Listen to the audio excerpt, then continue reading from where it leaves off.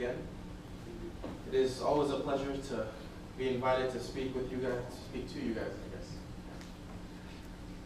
I'm thankful for the opportunity, especially to be part of this lectureship, which I've never done before, so it's weird. I'm in uncharted territory. The brother before me, he was smart. He came up with this timer, so he didn't talk too long, which I'm told I often do. I don't believe him, but it's possible. So I left my phone on there, so that's a hint that we might not leave here till 11:59. But as we continue with this theme that he's not heavy, he's my brother, the specific topic I'm going to be talking about is bearing one another's burdens. And we find this particular subject in the book of Galatians. And even if you read the book of Galatians, we see this overlying theme that Paul is telling the Galatians in this letter as basically having an attitude of Christ. In Galatians 1, down in verse 10, it talks about being a servant of Christ. Over in Galatians 2, in verse 20, we hear Paul's famous words, it is no longer I who live, but Christ who lives in me. Go over one chapter, chapter 3, in verse 27, Paul says, for as many of you who have been baptized into Christ have not put on Christ. And we see this overlying theme of being like Christ, being a servant of Christ. Over in Galatians 4, verses 5 through 7, it talks about being adopted heirs through Christ. And over in Galatians 5, at least in verse 14, probably the most important verse in this context, and it says, for all the law is fulfilled in just one word. It literally says, thou shalt love thy neighbor as thyself. So we see all these in connection with who Christ is, who Christ wants us to be, and what our responsibilities are, not only to him, but to our brothers. And over we finally find in Galatians chapter 2, Galatians 6 rather, in verse 2 it says, bear one another's burdens, and so fulfill the law of Christ. Now with this verse, we're lucky to get a sort of an explanation as to why we're doing what we're doing. Now that an explanation is necessary to do what God has asked us to do, the fact that God has said do it, that's all the reason we need. But we see here that it doesn't just stop at saying, bear one another's burdens, but it says, and so fulfill the law of Christ. So the next logical question would be, what therefore is the law of Christ? So here's where we go back to chapter 5, and verse 14, what I just said. It says, for all the law is fulfilled in one word, even in this, that thou shalt love thy neighbor as thyself. So we see the theme of the law of Christ is love. But even this idea of bearing one another's burdens, the first thing I want to point out to us this evening is that this is nothing new.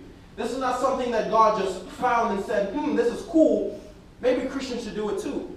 This seems like it would work. This is nice. Maybe let's try it in New Testament times. Turn over with me to the book of Exodus in chapter 22. We see that even in Old Testament times, before we had this law that we have now where Christ has died for us, we see that this was still something that God was trying to instill in his people. In Exodus 22, this is concerning Moses here after they have left Egyptian bondage. I want you to pay attention to exactly what God is telling his people. Excuse me. I should have got a drink of water.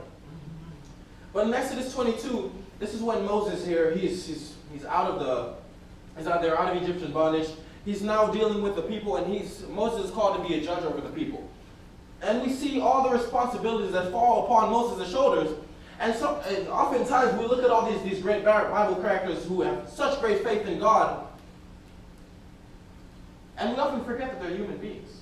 That sometimes the only difference between us and them is the fact that they truly relied upon God as the way they ought to. But in Exodus chapter 22, God realizes that Moses, that the weight that he's bearing, it's getting too much for him. And he can no longer bear it on his own and continue to be successful. So the Lord realizes that, I'm sure he knew that Moses was not alone. So the Lord asks the people to help share the load that Moses was bearing. And oftentimes, we see that the same ideal that the Lord was trying to instill in his people then, it's something that has not gone away. It's not something that the Lord is just expecting us to forget, the Lord is expecting us just to fall back on. But it's how we ought to function both as human beings and as Christians. Time and time again in today's world, we hear people reminding their friends, I've got your back. You can always count on me. And the same should be said of us as Christians. This idea is something that literally, even though we as human beings, we try to instill it in ourselves and in our friends, it goes against us as human beings. As for the moment we come out of the womb and we're old enough to understand words, where we're taught the ideas of self-dependency, self-sufficiency. We're told that if you want to be a man, you got to suck up all your emotions, you got to put on a straight face, and you got to hold it in. The world wants you to deal with it by yourself, and you're not a true person, you're not a man in the eyes of the world if you don't deal with your problems by yourself, with yourself, and in yourself.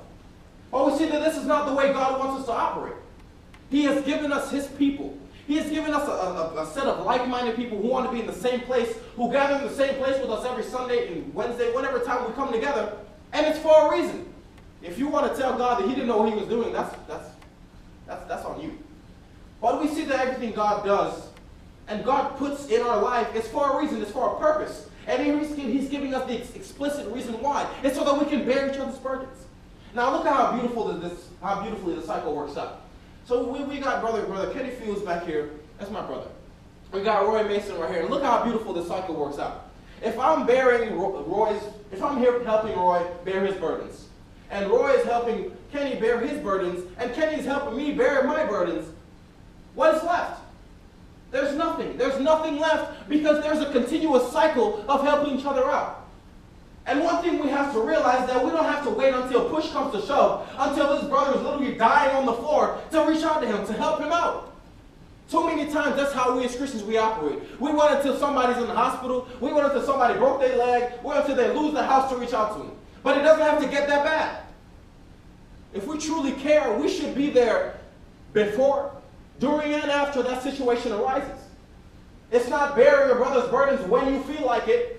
It didn't say bear your brother's burdens whenever it feels good, because at the end of the day, being a Christian does not feel good. Our reward has not come yet. All the things we're feeling right now is temporary. It feels good to gather in the house of the Lord with like-minded people, but even as the word would tell us, we're a bunch of hypocrites. Who wants to be with a bunch of hypocrites? And we see that people often look at the church and look for perfection. They say these people want to follow Christ, so they must be perfect. And they look for us to make mistakes. Like, oh, well, he did this and he did that. And they assume that as soon as you become a Christian, you're just this perfect little thing. And it doesn't work like that. Another ideal that we have to see with bearing one another's burdens is the fact that if we can't do it with the brothers and sisters that we see and interact with each and every day, how are we going to do it when it comes to our Lord and our Savior? Turn with me to the book of Matthew chapter 11. I want you to pay attention to what the Gospel of Matthew is telling us. In Matthew chapter 11, we find the basis for a song that we sing time and time again, His yoke is easy.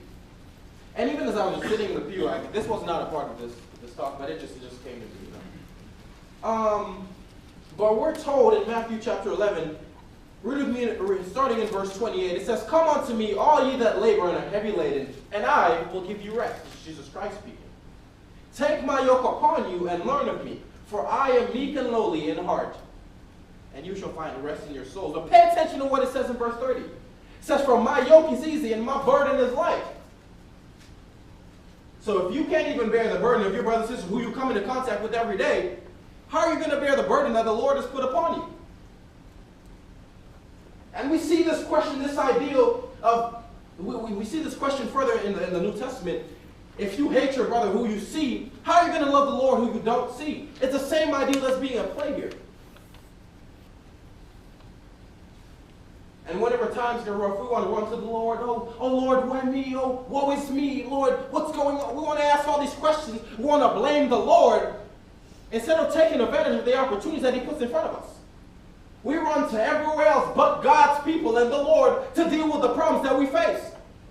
That's why we see some of the richest people in the world are some of these psychics, psychiatrists, all these people we run to with the problems instead of coming to God.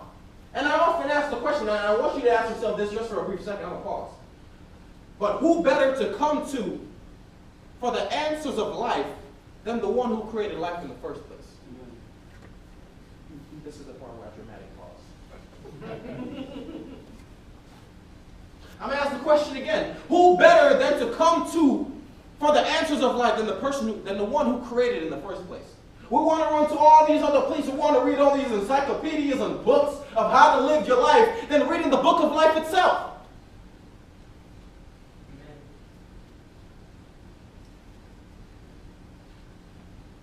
But we see that God knows what he's doing. We acknowledge this, and I'm sure we remind ourselves that we know what God is. We know that God knows what he's doing. But we also don't realize exactly that he's working in our lives. Another thing we have to realize, this is an avenue that God has given us. We're thankful, or we should be, for the avenue of prayer to where we can come before God, we can lay everything at his feet, we can ask of him the desires of our hearts. But sometimes, as human beings, even though that's enough for the Spirit, because the Spirit is communicating with the Father who created, but God is still mindful that inside, on the outside rather, is human flesh that craves physical connection, that craves to see the smile of our brother, the smile of our sister, that feels the sorrow and pain, just as Job's friends did in chapter 2. When they saw what their friend had turned into, they felt that. And so our human flesh craves to feel. And God is aware of that. That's why we can sit here and feel good. We have that warm feeling inside because I can look to my brother and see a smile. I mean, he may not always smile at me because, I know I'm not the best looking. But I know eventually I'm going to get a smile if I stare at him long enough. And so God has put these people in our lives, this perfect system, to where we can feel like this isn't for nothing. That I know every time I wake up on a Sunday morning, my goal is to, I'm going to church to worship God. But I'm also edified and encouraged by the people I see. That doesn't matter how far you came from, doesn't matter what your walk of life was, doesn't matter what you're going through, that we're all in this together. I remember singing that song when it came on the High School Musical, and I was so inspired by that. You know, they were up there dancing on tables, and I'm like, that's what I want. I want a group of friends to sing, we're all in this together. But you know what? The Lord has given me something better. He's given me his people that want to get to heaven with me. And that ideal should be, we be shining that through our lives. The fact that we are truly all in this together. That we're not in this building just because we want to waste gas and waste time, but we're here to serve our God.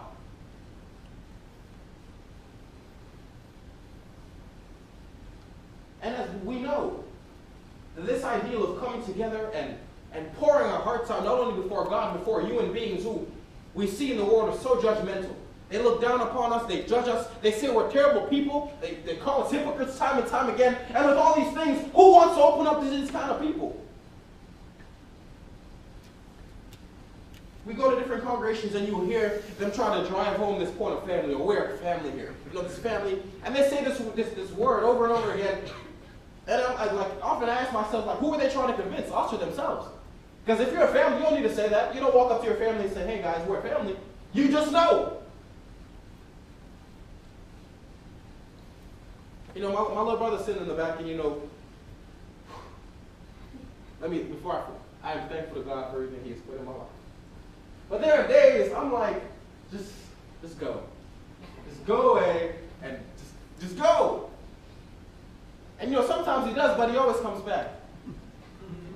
And as I said, I'm thankful to God for everything he's put in my life. But you know, with this idea of family, you can't get rid of it. And that's a beautiful thing. Because there are times when I want him to go, but on the other side of that coin, there are times that I'm glad he's there. Even if he doesn't say anything, even though he annoys me, just his presence, it helps me, it comforts me on a level that I can't even understand. Because that's my family. And the same should be said of Christians. No matter where you are, no matter if it's here, you go to some other country, if they truly believe in God, that same comforting feeling that you feel when you're with the people at North Boulevard, you should feel it everywhere. Because we're all saving the same God. If Moses was here right now, I should feel that same comfort that I should feel that I feel with you. Because at the end of the day, we're all serving the same God. And as long as we're doing what we're supposed to do, we can feel that. But as I said, it goes against all the things we learned growing up. You know, do it yourself. You know, all men for themselves. Survival of the fittest. I want to be on top, get on top. It doesn't matter what I do. And we see all those ideals. They lead to one place. And it's surely not on top. So we ask ourselves the question is, why am I doing this? What's the point? In the context of Galatians 6:2, we see the verse before that, it talks about a brother. Talks about a brother who has fallen to sin. And we see this is an opportunity that the devil, he won't just say, oh, it's okay, he's got his brothers. But the devil, he'll take advantage of that. He'll take advantage of this beautiful system that the Lord has allowed us to have, to where our brother can have confidence, not only in us, but in the Lord, that if I come before this person, I can pour my heart out and know that I'm not going to be judged, but I'm going to get help.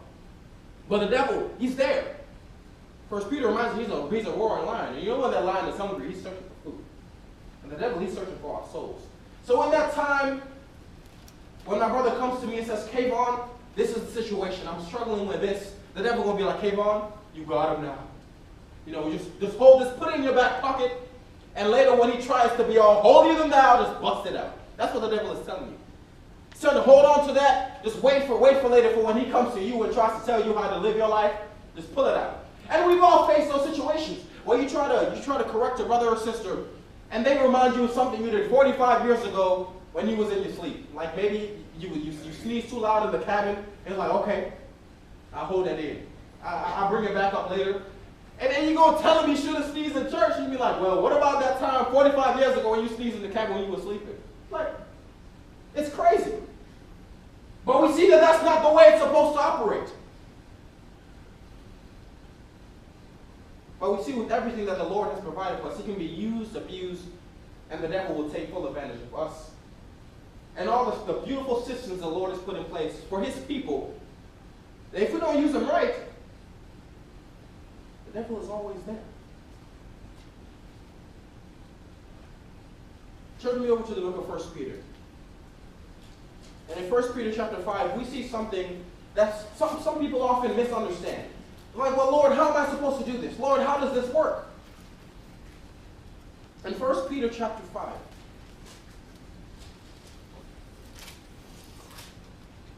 a simple verse, but it often baffles people. It says, cast all your care upon him, for he cares for you.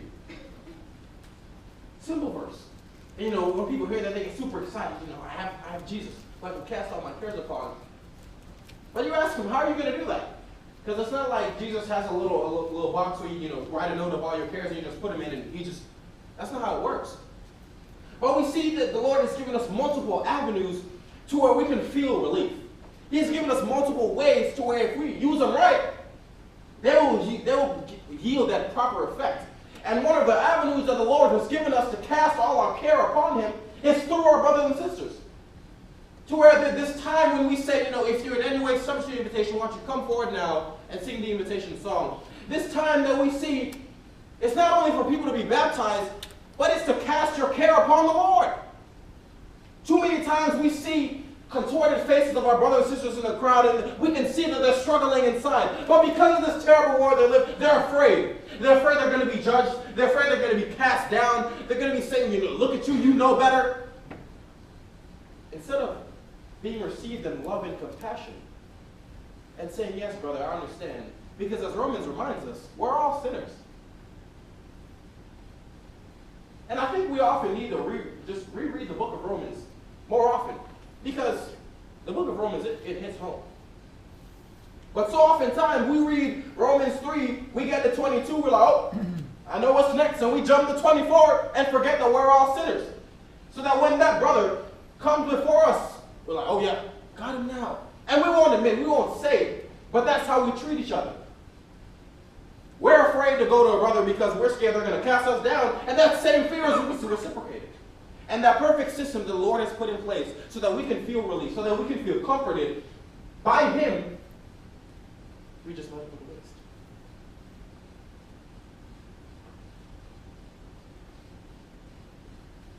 in the 5th Psalm, down in verse 22, the same idea is being talked about. We see the consistency between the old law and the new law. It's still for us as human beings. It talks about the fact that we should cast our burdens upon the Lord. But the same question remains, how exactly am I going to do that? If the Lord were standing right here in physical form before me, of course that would be so easy. But it's not so. But the Lord, He knows us. And that's one thing we often underestimate. The Lord knows us. The Lord has created us. In Jeremiah chapter 32, He talks about before He was even formed in the womb, the Lord knew him. So why don't we just allow God to do what He needs to do in our lives? That's the question, isn't it? Because we live in a world where you try to know as much as you can by yourself, to get on top, to get as far as you can. Make sure you get ahead of everyone else. I mean, that's the way it is in just about every system of the world. In politics, you try to get on top. In education, you try to graduate at the top of your class. In business, you try to be the CEO. The world just enforces this idea of being on top of everyone else. It doesn't matter how you get there. But not so in the Lord's church. Because there isn't just one spot in heaven and only the best and the strongest and the most holiest Christian is going to get there. Jesus reminds us in the Gospels that in His house, in His Father's house rather, there are many rooms. What would the point be of many rooms? Is only one Christian is going to get there. This idea of family and brotherhood that we're supposed to be enforcing, not by beating it over people's heads, but by truly living it in our lives. We see time and time again that churches split over the most simple discussions. We can't even talk. We can't even have discussion with people anymore. Like I heard one preacher say, and I genuinely believe it. He said the worst place to be sometimes is in a business meeting in the Church of Christ. Now that hasn't been my experience, thankfully, but like that's something to think about. The fact that he could say that confidently, the worst place to be sometimes is in a business meeting within the Church of Christ. Because at that point, Christianity is left outside. And now we're human beings, we're just arguing about something and forgetting who we serve. Forgetting the purpose of this meeting, and that's to glorify God. Isn't that the reason we're all here? Keep your hands down if you're not here to glorify God. See? We're all here for one purpose. So why is that in those times when we got to remember that's when it flies out right out the door. That's when we fall back to the old man and deal with situations the way the world deals with it. Because the world is there to knock you down. But your brothers are supposed to be there to pick you back up. Amen. The world isn't going to do it. Because the world is only trying to turn out the fastest, the smartest, the biggest, the strongest. And too often times, a mistake that we often make, is that when we cast those burdens upon somebody else, we try to pick it back up. Or when we cast those cares upon the Lord, we try to leave the Lord and try to take them back with us. What's the point of doing that? We said, Lord, I'll put this in your hands, I'll lay this at your feet, and I'm going to let you take care of it how you see fit. But then we try to chime in our input. Lord, I know you got this, but just in case you need my help. My follow-up question is, did the Lord consult you or me when He was making the world? I'm sure the Lord never texted me and said, Kayvon, is the sun okay right here? Maybe I wanted to rise in the north. What do you think? He didn't ask me for my opinion. So why am I questioning the way He wants me? He wants me to do things. That is not my place. Not my place to question Him. It's not my place to judge His people because He and He alone is the righteous judge. I'm just called to help them out when they need. So why is that so hard for me? Why is that so hard for us? Why do we let the devil win so oftentimes? The Bible isn't hard to understand. God's commands aren't hard to follow. Now don't confuse that with living the Christian life. Living the Christian life in this terrible world, it gets difficult.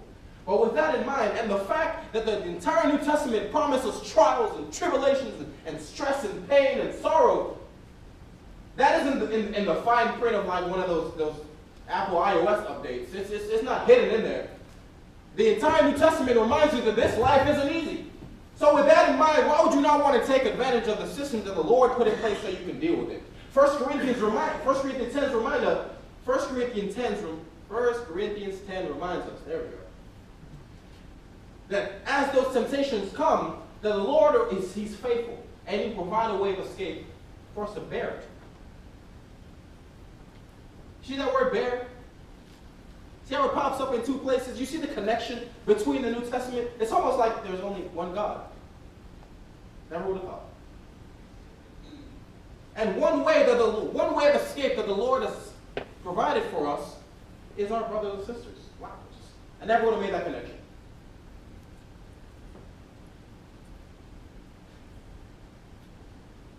It's amazing how good it is a God that we serve. That not only has He given us this wonderful opportunity to be with Him after His life is over, but He's mindful and He takes into account the fact that as we try to live this life, that we'll make mistakes. We'll fall.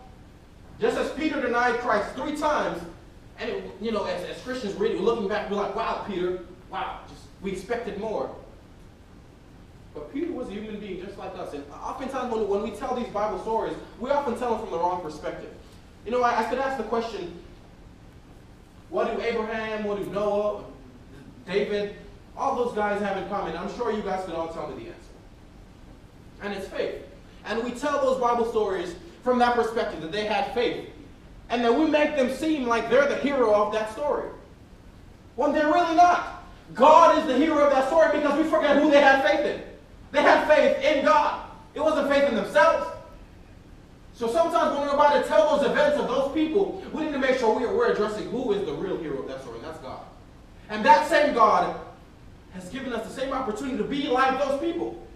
Not to achieve to be as great as them, but to have faith in Him. My goal isn't to be like Abraham, to be like Noah. My goal is to imitate Christ. And how else am I going to get there but having faith and following His directions? As I said earlier, that too many times we go to the wrong people looking for help. We go to these psychics trying to find out what our future is. What does life hold for me? Read the Bible. We go to these psychiatrists, and mind you, they're not all wrong. They serve their purpose, but sometimes we go to them with the wrong intention and the wrong purpose. We go to them, this is what's going on in my life.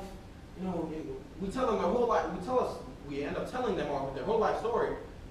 And I keep telling people, these are the 3 P's you have to look out for: psychiatrists, psychics, and all psychologists. They want to tilt your mind. So by the time you leave those 3 people, you leave with one more P, and that's money problems. They're going to take all your money. They might not fix anything. But God doesn't want your money. He wants devotion. And doesn't He deserve as much? He sent His only begotten Son to die for us. And yet here we are again, not even taking advantage of the opportunities that He put in front of us. And then time and time again, we hear people say, oh, prayer doesn't work. Oh, God isn't real. Otherwise, He wouldn't let this happen and that happen. Instead of following God, they start questioning Him. That isn't my place. It's none of our place to question God. I'm just here to follow directions and to make God, to worship Him, to exalt Him, to glorify Him in my actions. And along the way, it's going to get hard. It's going to get rough. I'm going to fall. But that's why I have my brothers and sisters. Because God was aware that it wasn't going to be easy, because we're still in a dark world that wants us to do it ourselves, to suck it in, and to put on the brave face. And no. It's just not going to work like that. If you are here this evening, and you have not allowed God to be the king of your life, that you have not allowed Him to comfort you through His people, through His word, through Him acting in your life, here again, our great God has given us another opportunity to make that right. Or if you have not made that wonderful decision, wonderful, but painful, sorrowful, full of tribulation, full of trials, that decision to become a Christian, to enlist in God's army to fight evil. Let me say that again, because a lot of people come into Christian life thinking that it's just going to be roses and cherries. If you have not made a decision that is going to be full of sorrow, pain, and anguish and suffering, but yields the best reward that we could ever ask for at the end of this life, you have an opportunity this evening. The water is ready for you to be baptized to wash away your sins. God's people are ready to comfort you, to accept you, regardless of where you came from, what you did. I often tell people, the gospel extends from people who went to the University of Yale, to the University of jail. It doesn't matter where you went or where you came from. The gospel is for you. And so are God's people. So if you're here this evening and you want to make that decision to come back to God, to feel that comfort, to feel that embrace of what it truly means to lay everything at His feet, to cast your care and your burdens upon Him, you have an opportunity now. Why don't you make that known as we come forward, as we stand in the invitation song.